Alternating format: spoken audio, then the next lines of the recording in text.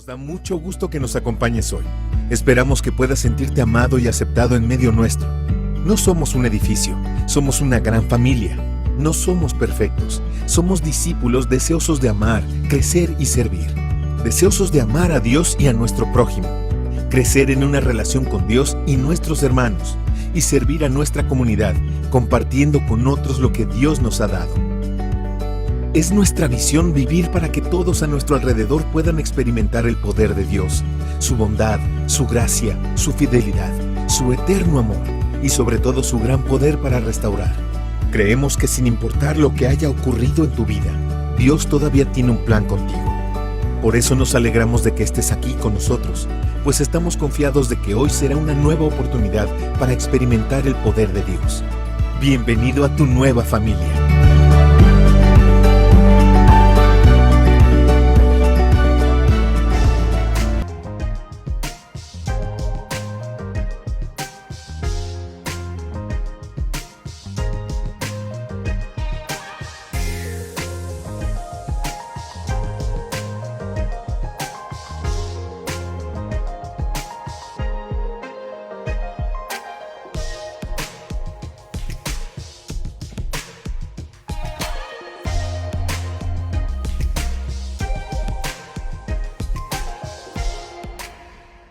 ¿Salió esta luz acá?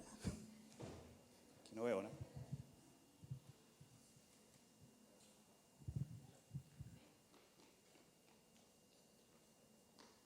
Ahí, súper bien.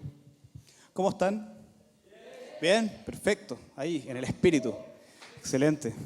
Mira, mi nombre es Ricardo. Estuve en misiones en el verano con el equipo de acá. Fue tremenda bendición. Fue muy power. Y el Espíritu Santo se movió de maneras que nos sorprendieron. Estoy muy contento de estar acá con cada uno de ustedes. Yo espero y sé que va a ser así, que el Espíritu se va a mover de forma poderosa, mucho más allá de lo que nosotros imaginamos. ¿Cómo está el ánimo? ¿También? ¿Sí? Eso, bien, súper bien.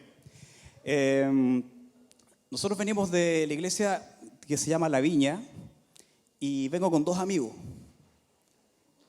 Guille, que está sacando fotos ahí, de camisa a cuadros. Él predicó la vez pasada acá. No sé si se acuerdan cuántos estuvieron acá la vez pasada que él predicó de forma muy potente. Él es un evangelista así muy, muy poderoso en el espíritu. Él estudió en Argentina, en el Instituto del Río de la Plata, y es un evangelista, en todos lados se mueve. Él comparte de Cristo, le predica hasta los chanchitos debajo de las piedras, y en todos lados. Y mi otro amigo, que está acá, Camilo, si ustedes han conocido a alguien que ha sido enemigo de Dios, pero que ha sido transformado por el poder del Espíritu Santo, él es el ejemplo. Así, potente, así, metalero, pero ahora un metalero cristiano, como yo. Para comenzar, me gustaría que oráramos, ¿ya? Para que el Espíritu Santo sea el que mueva todo esto, ¿ya? Papá, Señor, te damos las gracias. Gracias porque tú vas a derribar muros, Señor. Gracias porque tu Espíritu Santo ya está obrando en cada corazón. Gracias porque tú vas a ir sanando heridas. Vas a ir introduciéndote más y más en el corazón de muchos de los que estamos acá, Señor. Gracias porque tú ya estás obrando desde esta semana, estás obrando en los corazones, Señor. Hay muchos que necesitan escuchar esta palabra y tú, Señor, estás preparando los corazones para empoderarlos en el llamamiento que tú tienes para cada uno, Señor. Gracias por tu Espíritu Santo, porque se va a derramar de maneras poderosas, Señor.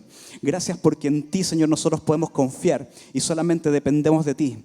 Nosotros no tenemos el poder, solamente el poder está en ti. Y nosotros podemos derramarlo a través de tu presencia, Señor. Declaramos tu presencia en este lugar en el nombre poderoso de Jesús. Amén. ¿A cuántos de acá les gustan los superhéroes? ¿Sí? Son de los míos entonces. Perfecto. Excelente. Fanático de Avengers, de todos los superhéroes. ¿Y por qué les pregunto esto? Lo siguiente, estoy buscando los apuntes.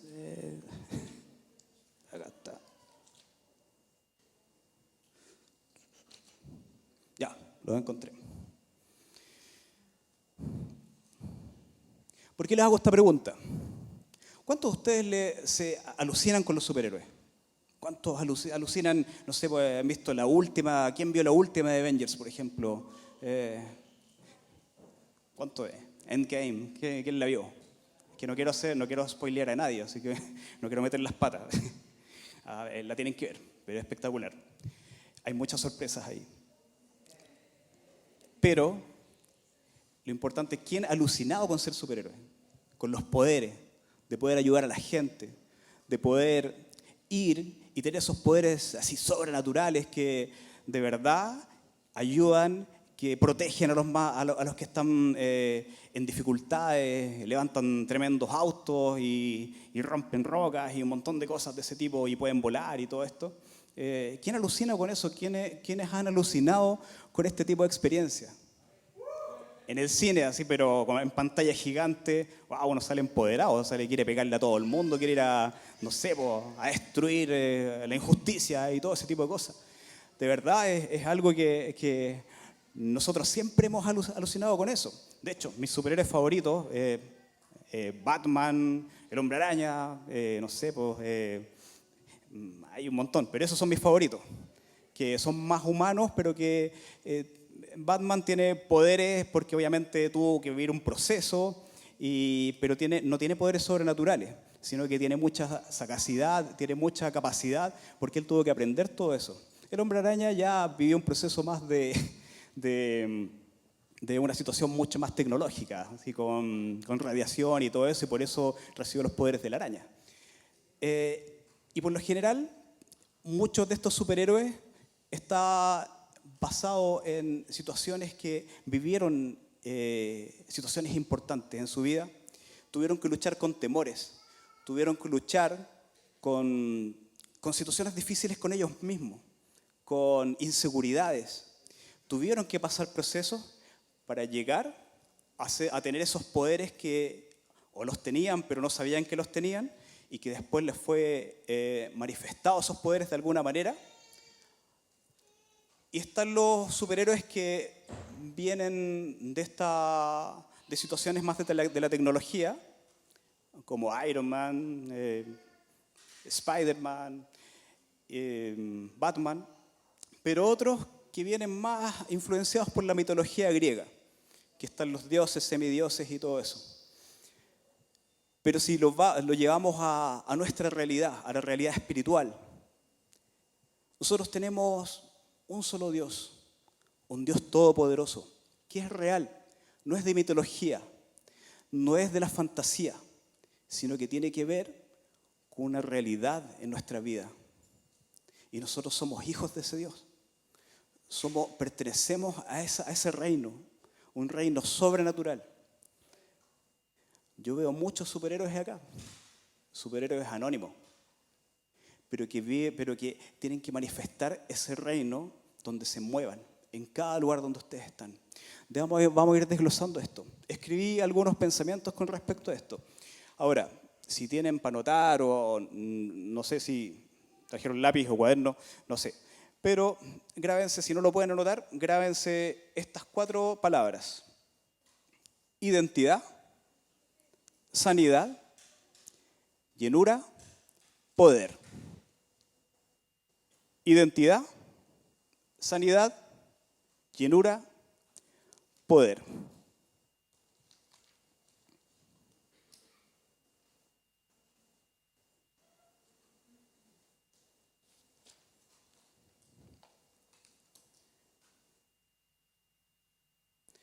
Yo escribí esto dentro de mis pensamientos y es justamente lo que les estaba diciendo.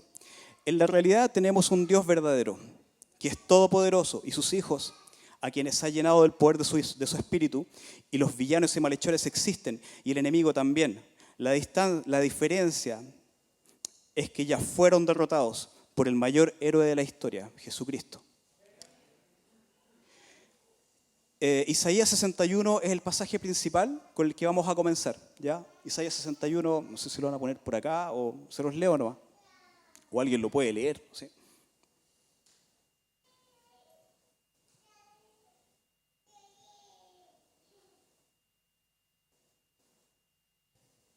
Ok, ahí está. ¿Alguien lo puede leer? ¿Alguien que tenga buena voz? Voz firme y fuerte. Para que participemos todos. ¿Sí?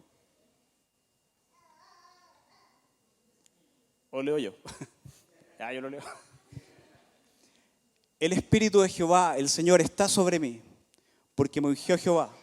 Me ha enviado a predicar buenas nuevas a los abatidos, a vendar a los quebrantados de corazón, a publicar libertad a los cautivos y a los presos apertura de la cárcel, a proclamar el año de la buena voluntad de Jehová y el día de venganza del Dios nuestro, a consolar a todos los enlutados. Dejémoslo ahí. Esta palabra es muy importante para mí. Yo creo que es un versículo, es un pasaje es clave. Esto fue escrito por el profeta Isaías mucho tiempo atrás, antes de Cristo, antes que naciera Jesús que apareciera Jesús en la escena acá en la tierra. Este de verdad revela un propósito por el cual Jesús vino. Todas las características que tiene estos versículos tienen que ver con una sanidad, con un propósito, con un poder, con una libertad, con libertad a los cautivos, con dar vista a los ciegos, con entregar lo que originalmente nos pertenecía, lo que perdimos en el principio, en el Génesis. Cuando comienza la historia,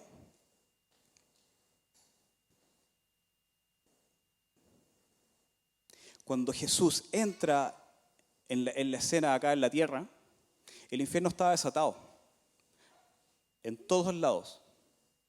Los demonios hacían y deshacían en la tierra. Gente endemoniada por todos lados, tenían cautivas a las personas. La gente no hallaba qué hacer porque los demonios estaban por todos lados y hacían lo que querían. Había opresión más encima del Imperio Romano, que los tenía subyugados al pueblo de Israel, al pueblo de Dios. De verdad sufrían por todos lados. ¿Cuál era la esperanza que tenían? Si estaban subyugados por un imperio. Y además, había enfermedad, había pobreza, los demonios estaban por todos lados oprimiendo a la gente y encarcelando a las personas en su espíritu, en sus almas. De verdad, era un mundo que estaba oprimido por el que Jesús va a decir es el príncipe de este mundo, porque Él le fue entregado todo esto en el comienzo. ¿Qué es lo único que tenían? ¿Qué es lo único que tenía el pueblo? ¿Cuál era la única esperanza que tenía en esa época el pueblo? Lo único que tenía era la religión. Yo tengo una definición de lo que es la religión acá. Dice, ¿cuál era la única respuesta a la mano? La religión. A Satanás le encanta la religión, pues la puede manipular a su antojo, pues trata de subyugar a través del control, haciendo creer que esa es la voluntad de Dios, haciendo creer que todo tiene que ser en base a la prohibición. Vamos a Génesis 1, 26.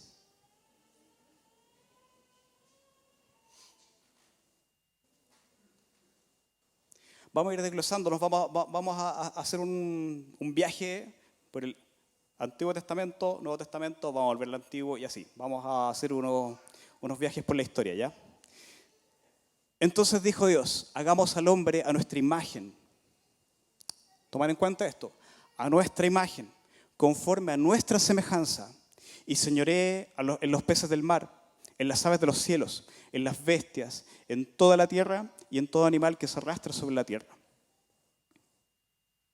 Ojo con esto. Hagamos al hombre a nuestra imagen y semejanza. Y creó Dios al hombre a su imagen, a imagen de Dios lo creó, varón y hembra los creó. ¿Y cuál era la labor? Era gobernar. era gobernar sobre sobre toda la creación, sobre todo lo que Dios había creado. Esa es la labor, el gobernar. ¿Cuál es la labor que Dios actualmente nos ha llamado? Reyes y sacerdotes. Reyes y sacerdotes para gobernar, no para subyugar, sino para gobernar. De ahí vamos a ir viendo este tema, ¿ya? Pero tomen en cuenta esto. ¿Cuál es la labor del ser humano? ¿Cuál es la labor de los hijos de Dios? El gobernar sobre toda la creación. Y eso se perdió. Génesis 3, del 1 al 3, dice lo siguiente.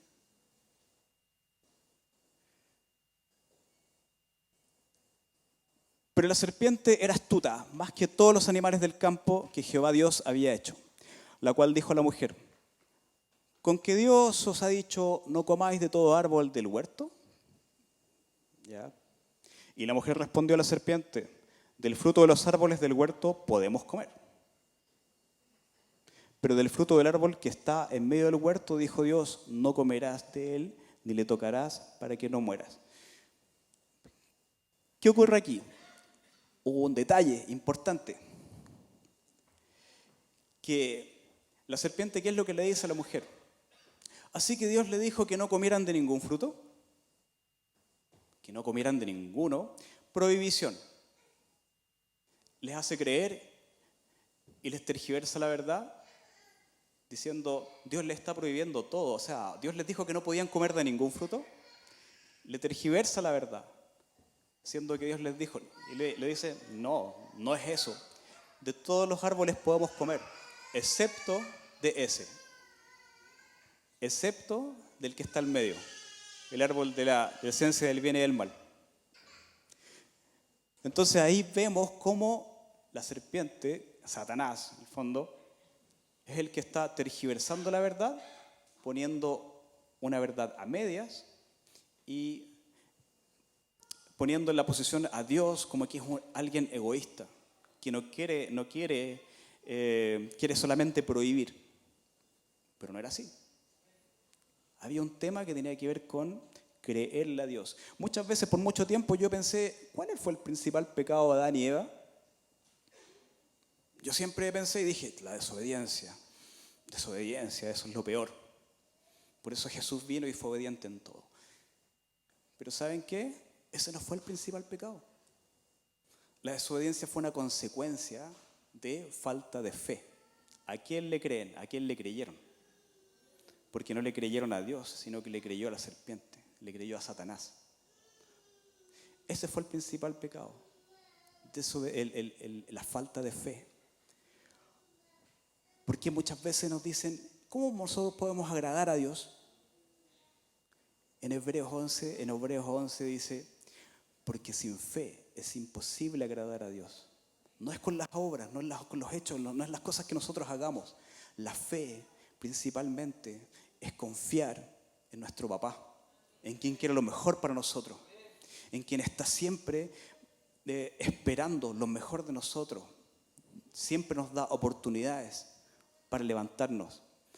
No vino a condenar, Jesús mismo dijo, yo no he venido a condenar al mundo, sino que el mundo crea en quien me ha enviado. Quiero traerlos al original, tal cual como Dios los creó. Importante. La fe es importante. Es que, ¿a quién voy a creerle? Si le voy a creer a las mentiras de Satanás o le voy a creer a lo que Dios me dice, lo que Dios tiene para mi vida. ¿Qué es lo que hace en este sentido? La siguiente era 4 y 5, el Génesis 3, 4 y 5.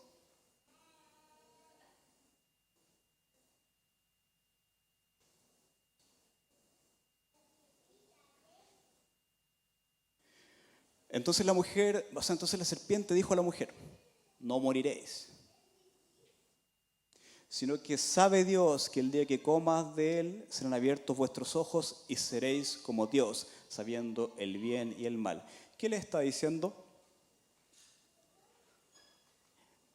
Serán como Dios. ¿Pero cómo Dios los creó? a imagen y semejanza de Él. Ya eran como Dios porque fueron hechos a imagen y semejanza. ¿Pero qué es lo que les dice? No, ustedes no son iguales a Dios. Porque si hacen esto, van a poder ser como Dios. Cosa importante, tergiversando la verdad. ¿Y dónde ataca principalmente? Su identidad. La identidad. La identidad que Dios les había dado, pero ¿qué es lo que hace Satanás? Viene a robar su identidad, a hacerlos dudar de la identidad que tenían. La identidad que Dios ya había declarado sobre ellos. Ahora vamos y hagamos un viaje nuevamente al Nuevo Testamento, nuevamente volvemos a Jesús, ¿ya?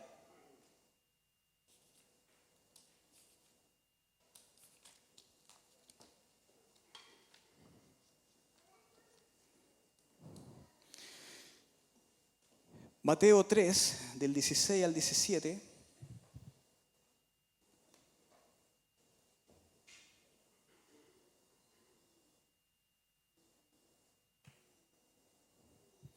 Esta es la escena cuando Jesús va y se va a bautizar. Jesús no necesitaba ser bautizado, pero como Él tenía que someterse a todo en el Padre en obediencia, decía, es necesario que esto pase.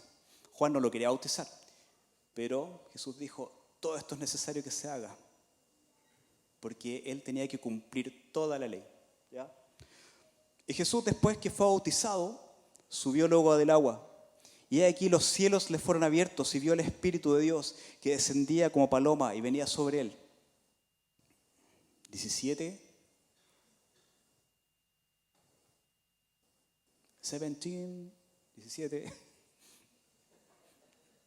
Ya. Y hubo una voz desde los cielos que decía, este es mi Hijo amado, en quien tengo complacencia. Le estaba diciendo y le estaba declarando cuál era su identidad.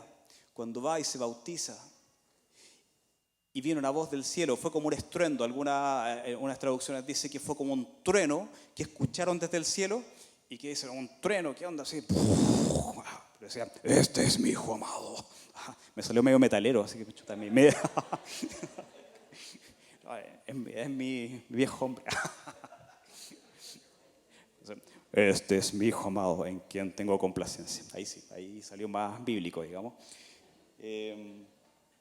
Y le dice, esa es tu identidad, tú eres mi Hijo en quien yo me complazco.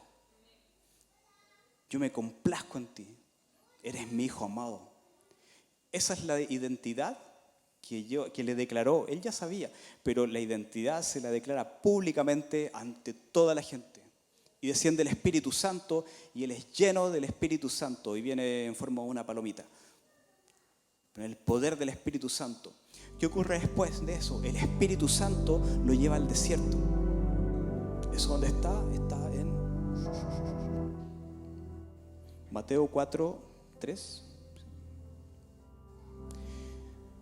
La cosa es que cuando va al desierto y cuando llega al desierto y está ayunando en el desierto, está en la presencia de Dios, está en comunión con el Padre, está fortaleciéndose espiritualmente.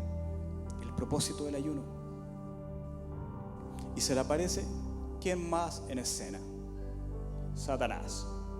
No sé si le habrá aparecido en forma de serpiente, pero aparece Satanás. ¿Y qué es lo primero que les dice? Hola, ¿cómo estás? Oye, si eres hijo de Dios, ¿tú eres hijo de Dios? ¿En serio? ¿En serio eres hijo de Dios? ¿En serio? Eso fue medio venezolano, sí. ¿En serio? ¿Algún venezolano acá? Así que si eres hijo de Dios, haz que estas piedras se conviertan en pan. Haz esto otro, hazte un milagrito. Mira, quiero ver un milagro tuyo. ¿Por qué? ¿Qué es lo que le estaba atacando? Su identidad. ¿Y Jesús cómo le responde? Con la palabra, escrito está. No tentarás al Señor, no harás esto con tu Dios.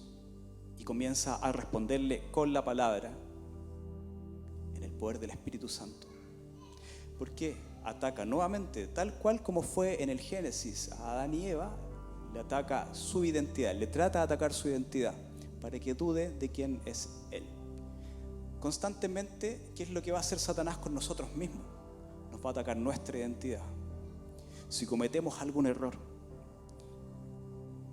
nos caemos en algo, en alguna situación específica, la que sea, un pecado, cualquier cosa, ¿qué es lo que va a venir Satanás? Que es el acusador. Así que eres hijo de Dios, eres hija de Dios, eres hijo de Dios. ¿Por qué estás haciendo esto? Mira. Y le vas a ir a predicar a esto, y vas a ir a la iglesia, y eres hipócrita. No, no creo que seas hijo de Dios. Constantemente nos está atacando a nuestra identidad.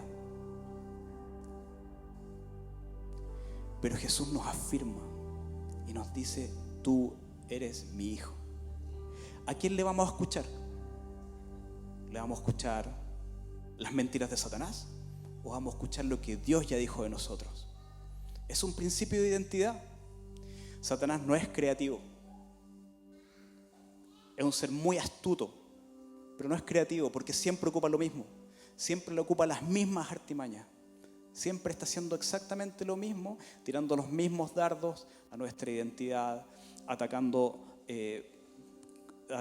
siempre quiénes somos, para decirnos todo: no, tú no eres capaz, tú no puedes, tú eres débil.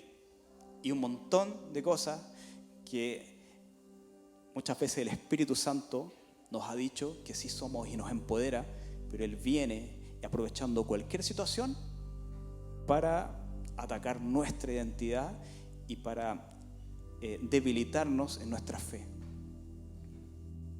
¿Qué es lo que hace con eso? Nos trata de quitar del propósito. Porque muchas personas, después de haber cometido un pecado o cualquier cosa, no van a la fuente, no van donde realmente tienen que ir, que es a los pies de Cristo. Es reconociendo que lo que ya Cristo hizo por nosotros ya es suficiente. Él ya lo hizo por nosotros. Su sangre fue derramado por cada una de nuestras faltas, por cada uno de nuestros pecados. Y sus brazos siempre están abiertos para recibirnos. La palabra dice, quien encubre sus pecados no prosperará, pero el que los confiese y se aparta alcanzará misericordia. Siempre está la puerta abierta, siempre está la posibilidad de que volvamos al Padre.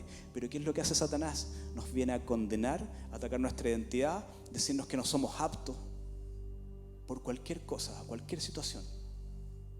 Pero Jesucristo siempre está ahí, a la puerta, para levantarnos, fortalecernos y empoderarnos nuevamente en nuestra identidad, quiénes somos.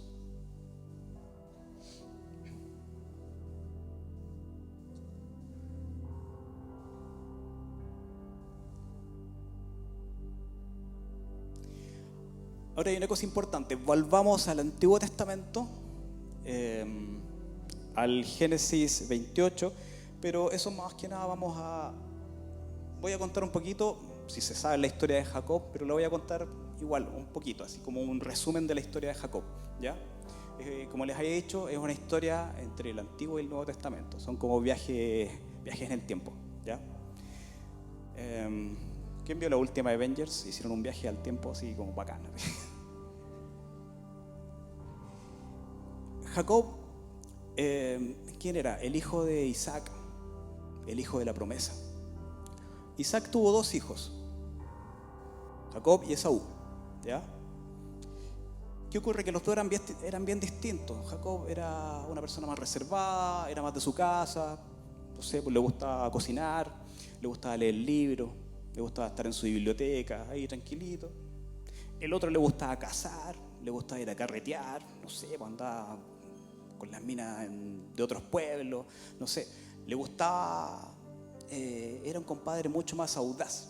Le gustaba el deporte extremo, la aventura. Le gustaba el trekking, pero con flecha, ir a cazar.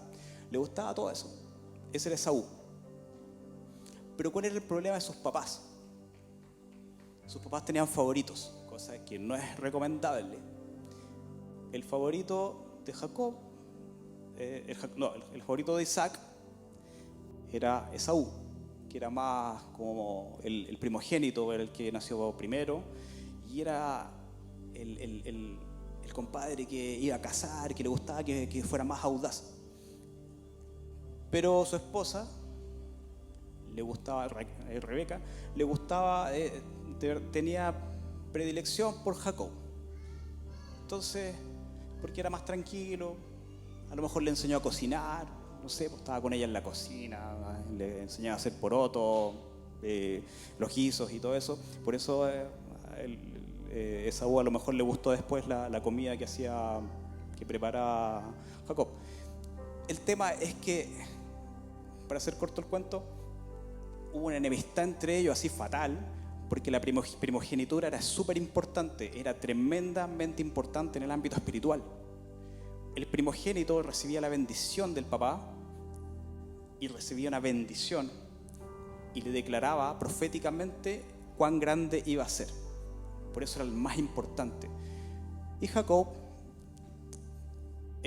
para él era súper importante esto, y prácticamente engaños le robó la primogenitura a Esaú. Al final de todo esto tiene que salir huyendo, y dentro de su huida su mamá le dice: ándate a tal tierra donde tengo parientes y todo eso. Y llegamos a Génesis 28, del 11 al 17.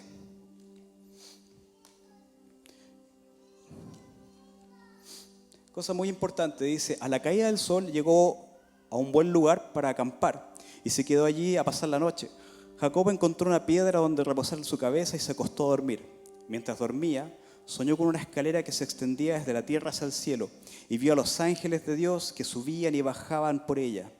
En la parte superior de la escalera estaba el Señor, quien le dijo: yo soy el Señor, Dios de tu abuelo Abraham y Dios de tu padre Isaac. La tierra en la que estás acostado te pertenece, te la entrego a ti y a tu descendencia. Tus descendientes serán tan numerosos como el polvo de la tierra. Bueno, y en la parte final ya dice: entonces Jacob se despertó del sueño y dijo: ciertamente el Señor está en este lugar, y yo ni me di cuenta. Pero también tuvo temor y dijo: qué tan temible es este lugar. No es más ni menos que la casa de Dios, la puerta misma del cielo. A ese lugar le llamó Betel, casa de Dios.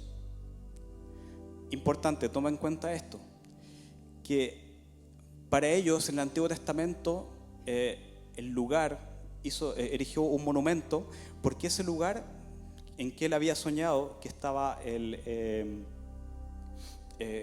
había soñado de que había una escalera entre el cielo y la tierra, justamente en ese lugar, y ángeles ascendían y descendían. Entonces él dijo: wow, este lugar es espectacular. Realmente le entró un temor y dijo: estas es las puertas del cielo. Aquí hay un portal, aquí hay un lugar específico en el cual está la presencia de Dios. Y Dios se lo había revelado en ese sueño. Cosa importante, en el Antiguo Testamento los lugares eran importantes. En la antigüedad, el lugar en el cual Dios señalaba, ellos iban y ponían diferentes monumentos, porque ahí se había manifestado la presencia de Dios. ¿Ya?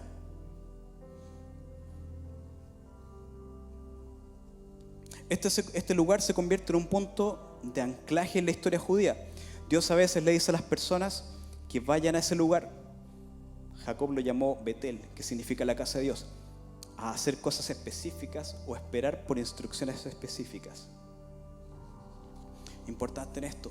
Recordemos que después fue el tabernáculo, donde se posaba la presencia de Dios, y ellos tenían que ir a ese lugar. Los lugares eran importantes en el Antiguo Testamento. Lugares donde llegaba la presencia de Dios, se asentaba, y ellos podían ir y podían ir a la presencia de Dios, y Dios les hablaba. Importante eso, tómalo en cuenta. Volvamos al Nuevo Testamento, al Juan 1, 50, 51.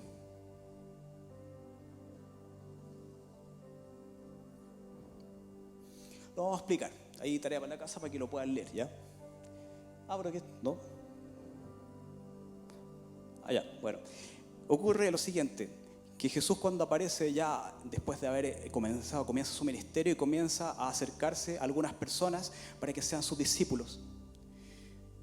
¿Qué ocurre? Que es tanto el impacto que Jesús produce en las personas que comienzan a seguirlo. Los mismos discípulos de Juan mismo les habla bien de Jesús y le dice: Él es la persona de la cual yo les hablaba, de la cual yo no era digno de desatar la sandalia, ni los cordones, ni las zapatillas, nada. Sino que Él es la persona que yo les había hablado. Él es al que tienen que seguir. No yo solamente soy un enviado. Entonces los discípulos, incluso de Juan, comienzan a seguir a Jesús y comienzan a acercarse a Jesús. Jesús era tan impactante cuando aparece en escena que producía algo que realmente querían conocerlo. Tenía un misterio, pero a la vez querían estar cerca de Él. Ocurre que dentro de todo esto, los discípulos empiezan a correr la voz y empiezan a decir: oye, ¿saben qué? Compadre, ¿sabéis qué? ¿Sabéis que los profetas hablaban? Moisés hablaba de una persona que iba a venir, que era impactante, que era un profeta poderoso y todo esto. Entonces yo creo que lo conocemos, yo creo que ya llegó a la tierra, yo creo que está acá, ya nació. Entonces vamos a conocerlo. Y aparece Natanael. Natanael era un compadre buena onda, así como que era bien estudioso y como un judío, pero bien comprometido. Entonces dice: ¿y de dónde? ¿De quién me están hablando? No, Jesús de Nazaret. Dice: ¿de Nazaret? ¿Y qué de bueno puede nacer de Nazaret? Es como, no sé, como que hay lugares que están estigmatizados como lugares que no son muy agradables para la gente, porque hay un estigma, aunque vive gente de todo tipo, hay gente trabajadora, hay gente muy buena, pero ya por alguna razón ya está estigmatizado como un lugar que no es grato para las personas. Es como, por ejemplo, si lo ponemos actualmente en perspectiva actual, podemos decir, no sé, a ver, la legua, por ejemplo. Entonces le dice: oye, Jesús de la legua, él es Jesús de la legua. Entonces, la legua, qué bueno va a ser puro microtráfico, ¿qué onda? O sea, no, o sea, de la legua, ¿qué va a venir de bueno? Nada. Prejuicios. Pero dice: ya, vamos a conocerlo, vamos a ver quién es. Importante. Porque cuando lo conoce le dice: Él es Jesús. Él es del que te había hablado. Y cuando aparece lo ve así como, no sé, yo me imagino que Natanael el día apareció así como medio incrédulo, así como medio dudando. Así, ¿quién es este gallo? Y ya, lo miraba de pie a cabeza, así, pinta de rabí, pero ¿quién es? Entonces Jesús lo ve y le dice: es aquí un verdadero israelita. Compadre, que es verdadero, que es honesto. ¿Y de dónde me conoces? Te vi cuando estabas debajo de la higuera. Y si nadie lo había visto debajo de la higuera, el único que sabía era él mismo. Pero ahí fue la ciencia, el poder, el Espíritu Santo le mostró con el poder, el don de ciencia, y lo vio de que había estado debajo de la higuera. Entonces le dice: wow, eres tú el maestro. Lo vamos a leer. Dice: Jesús le preguntó: ¿crees eso solo porque te dije que te había visto debajo de la higuera? Verás cosas más grandes que esta. Y agregó: les digo la verdad, todos ustedes verán el cielo abierto y a los ángeles de Dios subiendo y bajando sobre el Hijo del Hombre, quien es la escalera entre el cielo y la tierra. ¡Wow! ¿Les parece a lo conocido eso? Génesis, Jacob. Los lugares eran importantes. Incluso Daniel, cuando oraba, cuando estaba en Babilonia, cuando oraba, abría sus ventanas y oraba hacia Jerusalén, porque Jerusalén, el lugar era importante. Oraba con sus manos en dirección a Jerusalén, porque los lugares eran importantes. Acá Jesús hace una aclaración muy fundamental. Les dice: pero desde ahora van a ver los cielos abiertos y ángeles que ascienden y descienden a la presencia del Hijo del Hombre. Ahora no era importante el lugar, porque la presencia de Jesús es lo más importante. Y ahí ese es el reino. Ya no era importante el lugar porque estaba Jesús en la tierra. Jesús era la entrada al cielo. Era la conexión con el cielo y la tierra. Ahí está Jesús entrando en escena. Eso es importante, comprenderlo. Entenderlo que antes eran lugares, pero cuando entra Jesús en la escena, ya Jesús es lo importante, porque ya no necesitan un lugar. Por ejemplo, cuando habla con la mujer samaritana le dice, ustedes dicen, los judíos dicen que hay que adorar en Jerusalén. Pero Jesús le dice, te digo que ya no en este monte, ni en ese lugar, ni en el otro, sino que los que adoran en espíritu y en verdad, a esos adoradores busca el Padre. A los que le adoran en espíritu y en verdad, que buscan su rostro, buscan su presencia. Eso es lo más importante, a los que los empodera para que lo busquen. Eso es importante. Tomen en cuenta esto, que ahora Jesús es la puerta. Y otro dato que es súper relevante en esto. Ustedes conocen la palabra que es muy, muy conocida, que dice, yo soy el camino, la verdad y la vida. Y nadie viene al Padre si no es por mí. ¿Saben por qué era tan importante esa palabra? ¿Saben por qué era tan relevante? Y eso como que, ¿qué onda esto? ¿Por qué el camino, la verdad y la vida? Porque los sacerdotes le decían al lugar, porque estaba al lugar donde estaba la presencia de Dios, estaba el atrio, el lugar santo y el lugar santísimo. El lugar santísimo entraba el sacerdote una vez al año a expiar los pecados de todo el pueblo. Era un lugar santo donde se posaba la presencia de Dios. Si el sacerdote entraba indigno y entraba en pecado en ese lugar, moría. Porque era muy importante que el que le tocara estuviera totalmente limpio. ¿Pero por qué es importante? ¿Por qué? Porque al atrio le decían el camino. Al lugar santo le decían la verdad. Y al lugar santísimo le decían la vida.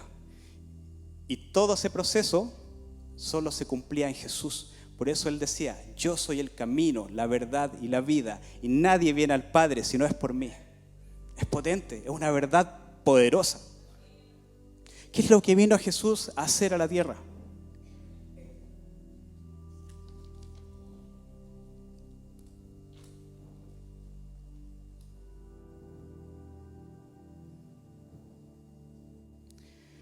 Cuando en Lucas 4:18 Jesús entra al templo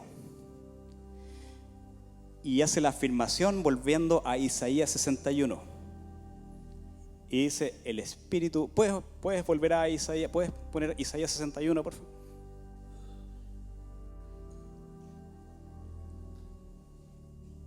Isaías 61. Isaías 61. Eso, perfecto. Cuando Jesús entra al templo, le dice, él lee la escritura, abre el rollo y comienza a leer esta escritura. Y dice, el Espíritu de Jehová, el Señor, está sobre mí, porque me ungió Jehová, me ha enviado a predicar buenas nuevas a los abatidos, a vendar a los quebrantados de corazón, a publicar libertad a los cautivos, a los presos apertura de la cárcel, a proclamar el año de la buena voluntad de Jehová y el día de venganza del Dios nuestro, a consolar a todos los enlutados, a ordenar que a los afligidos de Sión se les dé gloria en lugar de ceniza, óleo de gozo en lugar de luto, manto de alegría en lugar del espíritu angustiado, y serán llamados árboles de justicia planteados de Jehová para gloria suya. Dejémoslo hasta ahí. Cuando Jesús leyó esta palabra, les dijo, esta palabra ante sus ojos se ha cumplido hoy. Hoy es el día del cumplimiento, porque el cumplimiento se estaba desarrollando en ese momento porque Él era el enviado del Señor. Decía, el Espíritu de Jehová está sobre mí, porque era sobre Él, porque Él era la promesa para el pueblo de Israel y para toda la humanidad. Era la promesa, Él era el gran superhéroe, el que necesitaban. Era la respuesta para toda la humanidad. Era lo que necesitaban, era el gran héroe que la humanidad necesita. Porque todas las características, porque Él vino a dar vista a los ciegos, tanto espiritual como física. Él vino a sanar, vino a dar libertad a los cautivos, a los oprimidos por el diablo, a libertar a los que estaban endemoniados. Vino a hacer un montón y un montón. Juan dice en el Apocalipsis que no existirían en la tierra libros para escribir todo lo que Jesús hizo en la tierra en esos 3 años de ministerio. Es poderoso, es potente, es poderoso lo que Jesús comenzó a hacer. Y Él dijo en ese momento, nadie es profeta en su tierra. Y Él comenzó a profetizar sobre sí mismo y le comenzó a decir, ustedes después me van a injuriar y me van a decir, médico, sanaste a otro, sánate a ti mismo. Y en ese momento lo querían matar. ¿Por qué? Porque provoca algo en sus mentes, en sus corazones religiosos.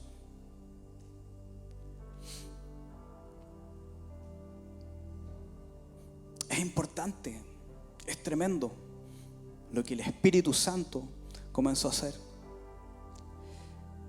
Hay episodios que son tan relevantes en la palabra, pero Jesús, ¿qué es lo que en los detalles, qué es lo que hizo con las personas? Les trajo dignidad. A las mujeres, por ejemplo, a la mujer del flujo de sangre.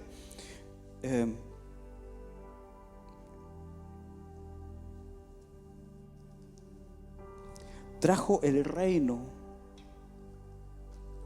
Vino a establecer de forma distinta a lo que los religiosos estaban predicando en ese entonces. Los religiosos, ¿qué es lo que hacían? Solamente prohibiciones, solamente mandamiento tras mandamiento que ni siquiera ellos lo podían cumplir. Jesús mismo dijo, la ley solamente se cumple con 2 características. Tú cumples la ley haciendo 2 cosas. Amarás a Dios con todo tu corazón, con todas tus fuerzas, con toda tu mente y a tu prójimo como a ti mismo. ¿Por qué? Porque los 10 mandamientos, los primeros 5, son mandamientos que apuntan hacia Dios y los otros 5 restantes apuntan hacia la gente. Entonces, si tú honras a Dios, amas a Dios, vas a poder cumplir los otros, porque vas a poder conocer el amor de verdad, el amor perfecto, que es amar a la gente. Cuando amamos a Dios, que es el principal fruto del Espíritu, podemos amar a las demás personas. Podemos amar al resto. No podemos hacer nada más, podemos tener todos los dones, pero si no amamos a la gente, no nos sirve de nada. No nos sirve.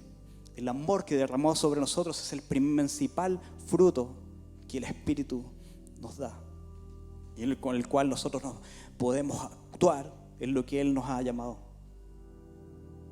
¿Qué es lo que hizo con la mujer del flujo de sangre? Dice la palabra que Él iba entre la multitud, así pero lleno de gente, y ella estaba temerosa, pero tuvo fe y solamente dijo, si solamente tocar el manto, el borde de su manto, voy a ser sana. ¿Y qué es lo que ocurrió? ¡Pum! Le tocó el manto, automáticamente fue sanada. Eso pudo haber quedado piolita, nadie lo podía haber sabido, solamente ella. Y yo creo que eso era lo que quería ella, que quedara totalmente, que nadie supiera. Pero Jesús dice, alguien me ha tocado. Si la gente lo apretujaba y caminaba entre la multitud y todo eso, y los discípulos le dijeron, bueno, pero ¿cómo? ¿Que alguien te ha tocado si te están apretujando y está lleno de gente esta cuestión? ¿Cómo dices que alguien me ha tocado? Lo que pasa es que alguien me tocó y salió poder de mí. La mujer dice la palabra que temblando, asustada, tuvo que reconocer que ella había tocado a Jesús. ¿Y por qué era tan importante eso? ¿Por qué era tan grave para ella que supieran eso? Porque ella era impura para la ley. Ella era impura para la ley. Ella quizás había sido durante tanto tiempo como alguien que era rechazada por las personas, que lo único que hacía era esconderse, porque era impura. Era como que tenía que estar fuera del pueblo de Israel, fuera, alejada, afuera de la ciudad, por ser impura. Pero Jesús, ¿qué es lo que hace? La expone y le dice: hija, tu fe te ha salvado. Ella era necesario que escuchara eso. Era súper necesario que ella escuchara eso, porque eso le trajo sanidad, porque eso le trajo dignidad. Era necesario que ella se sintiera hija, que ella se sintiera sanada, no tanto su enfermedad, sino que sanada en su alma, sanada en su dignidad. Eso es lo que vino a hacer Jesús, a sanarnos, a libertarnos, no solamente físicamente, sino que en nuestra alma, ser totalmente libres. Él trajo libertad. Por eso dijo: he venido a dar libertad a los cautivos, a dar vista a los ciegos, a proclamar el año agradable del Señor. He venido a una misión mucho más grande, mucho más potente, mucho más poderosa. En otro episodio importante, que ya con esto voy terminando, porque vamos a hacer algo muy importante.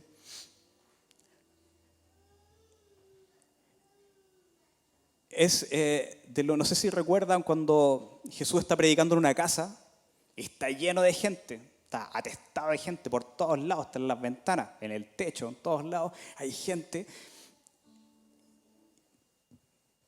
Y aparecen 4 hombres, 4 amigos, y que tenían a su amigo postrado, paralítico. Imagínense la escena. Llegan, no, vamos, ¿dónde está Jesús? ¿Dónde está Jesús? Ya, llevémoslo, porque sabemos, tenemos la fe de que Jesús lo puede sanar. Van y llegan a la casa y no hallaba por dónde entrar, porque estaba pero repleto de gente. Y nada mejor que se les pudo haber ocurrido que subirlo para arriba al techo y empezar a romper el techo. Yo creo que el dueño de casa no haber estado muy contento, porque imagínate que estás en tu casa y te empiezan a romper el techo y empiezan a caer los pedazos. Oh, me cayó un pedazo de teja en la cabeza. ¿Quién fue? Yo no habría estado muy contento. Pero lo sacan y comienzan a bajarlo. Y cuando empiezan a... ¿Qué es lo que ve Jesús en eso?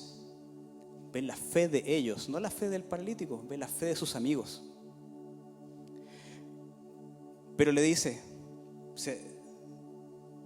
yo creo que lo ve porque fue tan impactante eso, que ve, se acerca y le dice: hijo, tus pecados te son perdonados. Los religiosos que estaban ahí dicen: ¿quién es este compadre? ¿Cómo es posible? ¿Quién puede perdonar pecados? Solamente Dios. Y dice: ¿por qué están pensando eso? Oye, déjense de pensar esas cosas. Ustedes piensan mal. ¿Qué es más importante? Decir: ¿tus pecados te son perdonados? ¿O eres sano? Toma tu lecho, levántate, si es paralítico. Para que ustedes vean que el Hijo del Hombre tiene toda la autoridad de perdonar pecados. Le dijo: toma tu lecho y levántate, estás sano. ¿Qué es lo que les dijo con eso? El Hijo del Hombre tiene todo el poder. Vino a esta tierra para sanar, para libertar. Él necesitaba primero que escuchar en su alma que era perdonado, que era sanado en su alma, y después lo sanó físicamente. Y ahí tenemos un montón de casos en la Biblia, en la palabra de Dios. Son fascinantes los evangelios. Es fascinante la palabra de Dios, porque ustedes van a comenzar a experimentar, a visualizar cómo es el carácter de Jesús, cómo es su visión, cómo los ve a ustedes, cómo ve a la humanidad y cómo quiere que sean ustedes, cómo quiere que seamos nosotros, sus hijos. Ya con esto, algo muy muy importante. ¿Recuerdan que primero era un lugar donde llegaba la presencia de Dios, se sentaba y la gente iba a ese lugar? Después viene Jesús, y ya Jesús es quien es el importante, donde la presencia, Él es la puerta la puerta al Padre, la puerta al cielo, la puerta al reino. Ocurre algo muy, muy importante cuando Jesús muere y es resucitado. ¿Qué es lo que les dice a los apóstoles? Vayan a Jerusalén, quédense quietos ahí hasta que yo los llene, hasta que yo los llene del Espíritu Santo. Pero no se vayan de Jerusalén, sino que quédense ahí hasta cuando yo les diga. Algo importante ocurre en ese aposento alto, cuando están esperando, obedeciendo. Viene el poder del Espíritu Santo sobre cada uno de ellos. Viene el poder, la promesa. Y son llenos del Espíritu Santo. Llenos. Y dice la palabra que comenzaron a hablar en otras lenguas. Y se posaron como lenguas de fuego sobre sus cabezas. El poder de Dios comenzó a manifestarse en sus vidas. Los apóstoles que estaban temerosos, escondidos, con temor de que los apresaran, ni siquiera querían decir que habían sido seguidores de Jesús, sus discípulos, ya tenían el poder y la autoridad para predicar a miles de personas, para sanar los enfermos, para declarar el año agradable del Señor. Algo muy importante ocurre en el día de Pentecostés. Dice la palabra que todos estaban reunidos en un mismo lugar. Y se oyó un ruido desde el cielo, parecido al estruendo de un viento fuerte e impetuoso, que llenó la casa donde estaban sentados. Luego, algo parecido a unas llamas de lenguas de fuego aparecieron y se posaron sobre cada uno de ellos. Y todos los presentes fueron llenos del Espíritu Santo. Y comenzaron a hablar en otras lenguas, conforme al Espíritu Santo les daba esa capacidad. Ojo con esto. A menudo nos enfocamos en el último versículo, la llenura del Espíritu y hablar en lenguas. Pero no consideramos de qué se trata el sonido del viento y lenguas de fuego. El autor de Hebreos, citando los Salmos, nos provee una pista. Hebreos 1:7 dice lo siguiente: pero con respecto a los ángeles, Dios dice: Él envía a sus ángeles como los vientos y a sus sirvientes como llamas de fuego. ¿Qué era la manifestación que se produjo en los hechos en el aposento alto el día del derramamiento del Espíritu Santo de Pentecostés? Ángeles que descendieron como vientos, como llamas de fuego, el poder del Espíritu Santo, ocupando toda su creación para que fueran llenos. ¿Qué es lo que nos dice eso? ¿Quién está más cerca acá? Es lo siguiente.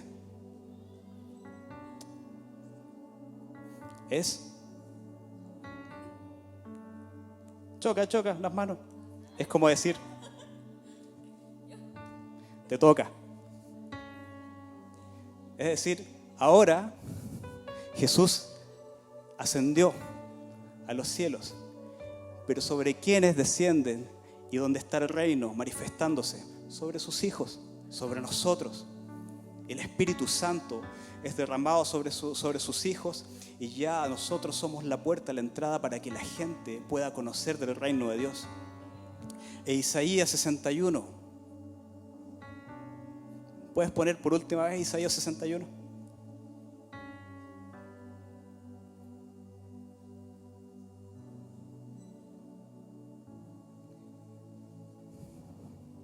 Esta era la promesa que se cumplía en Jesús, pero es ahora, todos nosotros lo podemos decir. Y cada uno de ustedes, cada uno de nosotros podemos decir: el Espíritu del Señor está sobre mí, porque me ungió Jehová, me ha enviado a predicar buenas nuevas a los abatidos, a vendar a los quebrantados de corazón, a publicar libertad a los cautivos, a los presos apertura de la cárcel, a proclamar el año de la buena voluntad de Jehová y el día de venganza del Dios nuestro, a consolar a todos los enlutados, a ordenar que a los afligidos de Sión se les dé gloria en lugar de ceniza, óleo de gozo en lugar de luto, manto de alegría en lugar del espíritu angustiado, y serán llamados árboles de justicia plantados de Jehová para gloria suya. Eso ahora nos compete a nosotros. Nosotros somos los que podemos decir eso y podemos decir con autoridad y con propiedad: el Espíritu del Señor está sobre mí porque Él ya me ungió para ir afuera y declarar las verdades del Espíritu, declarar las verdades de Jesús, declarar que Jesús es la respuesta para las personas que están allá afuera, para sacar la iglesia a las calles y para declarar que los enfermos serán sanados, que los oprimidos van a ser libertados, para declarar que van a ser libertados los que están oprimidos por el diablo. Vamos y tenemos toda la autoridad para eso. Eres el superhéroe que el Señor necesita. Los poderes sobrenaturales. Él dijo: las obras que yo he hecho, las van a hacer ustedes también. Y aún van a ser obras mayores que las mías, porque yo voy al Padre. Tú lo puedes hacer. Tú lo puedes hacer. Pero Él te quiere sanar. Primero va a tratar en tu vida. Va a haber un proceso. Así como el superhéroe que viviera un proceso para llegar a hacer la respuesta en la humanidad. Asimismo, papá está trabajando en cada uno de nosotros. Dios está trabajando en la vida de cada uno de nosotros. Quizás alguno de acá tiene heridas y Dios las quiere sanar. Quizás alguien se siente indigna, y Dios quiere decirte que eres digno. Su poder está sobre ti. ¿Dónde está la chica que coordinó acá? ¿Cuál es tu nombre? Fernanda. ¿Sabes que cuando tú estabas hablando, veía una imagen de ti? Veía como una botella que se tiene que ir llenando. Hay mucha hambre en ti. Mucha hambre de recibir más de Él. Él te va a comenzar a llenar mucho más, mucho más, mucho más. El Espíritu Santo quiere hacer grandes cosas en tu vida. Quiere llevarte aún más. Él ha visto tu hambre y Él ha visto tu ímpetu y la necesidad de que la gente conozca esto. Pero Él te va a ir llenando. Agua, aceite. El aceite es la presencia del Espíritu Santo sobre tu vida. Y vas a irte llenando mucho más. Comienza a buscarlo más, porque Él lo va a hacer. El propósito de Él con tu vida es mucho mayor de lo que tú imaginas. Mucho más de lo que tú piensas. Que atrévete a orar por los enfermos.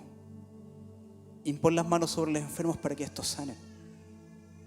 Para que muchos sean sanados también, tanto de heridas de su alma. Dios te va a capacitar para llevar a hacer su obra mucho más grande de lo que tú imaginas. Quiero hacer una invitación. Los que sientan y quieran que el Espíritu Santo venga sobre sus vidas y ser llenos de su presencia para cumplir todo lo que Él ha declarado sobre ustedes, lo que Él ha declarado y ha prometido para sus hijos, vengan acá adelante. Vamos a orar. Nos vamos a atrever a confiar en lo que Él ha declarado sobre cada uno de nosotros. Él te va a dar el coraje para ser el superhéroe que siempre has soñado ser, o la superheroína que siempre has soñado ser. Vamos. Vengan acá adelante. Vamos a orar por ustedes. Quien lo sienta de verdad. Y pidámosle al Espíritu Santo que haga lo que tiene que hacer en cada uno de nosotros. Si Dios quiere darte una palabra, Él lo va a hacer. Si Él te quiere sanar, también lo quiere hacer. Y le voy a pedir a los chicos líderes de acá de la iglesia que también si quieren venir, y amigos también, que quieran ministrar, quieran orar, quieran declarar lo que el Espíritu Santo quiere decir sobre cada uno, quiere empoderar. Declaro en el nombre de Jesús que viene la presencia del Espíritu Santo sobre este lugar para llenar, para fortalecer, para declarar lo que Él ha dicho de cada uno, para confirmarlo, confirmar que Él está presente en cada una de las situaciones de tu vida. Él no está ajeno a nada de lo que tú estás viviendo, a nada de lo que tú has vivido. Y Él te quiere sanar primero en tu alma, en tu espíritu, para llevar lo que Él ha declarado sobre ti y lo que va a declarar sobre los otros.